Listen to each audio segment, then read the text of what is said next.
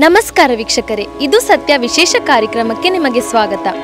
ಯಹೂದದ ಪ್ರಬಲ ಮತ್ತು ಬುದ್ಧಿವಂತ ಅರಸ ಸೊಲೊಮೋನನು ಪಿತನಾದ ದೇವರಿಗಾಗಿ ಮೊಟ್ಟ ಮೊದಲು ಒಂದು ಆಲಯವನ್ನು ನಿರ್ಮಿಸಿದನು. ಆದರೆ ಹಲವಾರು ವರ್ಷಗಳ ಹಿಂದೆ ಈ ಆಲಯವನ್ನು ಕೆಡವಲಾಯಿತು. ಅಂದಿನಿಂದ ಇಂದಿನವರೆಗೂ ಪಿತನಾದ ದೇವರಿಗಾಗಿ ಯಾವುದೇ ಒಂದು ಆಲಯವನ್ನು ನಿರ್ಮಿಸಲಾಗಿಲ್ಲ. ಆದರೆ ಈಗ ದೇವರ ಸ್ವಂತ ನಾಡಾದ ಕೇರಳದಲ್ಲಿ ಪಿತನಾದ ದೇವರಿಗಾಗಿ ಒಂದು ಆಲಯವನ್ನು ನಿರ್ಮಿಸಲಾಗಿದೆ. ಬನ್ನಿ ನಾವು ಅದನ್ನು ನೋಡೋಣ.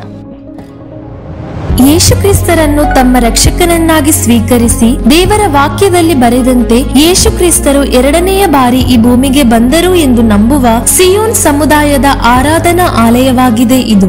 ಪ್ರಪಂಚದ ಇತರ ಕ್ರೈಸ್ತ ಧರ್ಮ ಸಮುದಾಯಗಳಿಗಿಂತ ವಿಭಿನ್ನವಾಗಿರುವ ಈ ಆಲಯದ ವಿಶೇಷತೆಗಳ ಮತ್ತು ಇಲ್ಲಿಯ ಆಚರಣೆಗಳ ಬಗ್ಗೆ ತಿಳಿದುಕೊಳ್ಳಲು ನಾವು ಈಗ ಕೇರಳದ ತ್ರಿಶೂರ್ ಜಿಲ್ಲೆಯ ಮುರಿಯಾಡ್ಗೆ ತಲುಪಿದ್ದೇವೆ.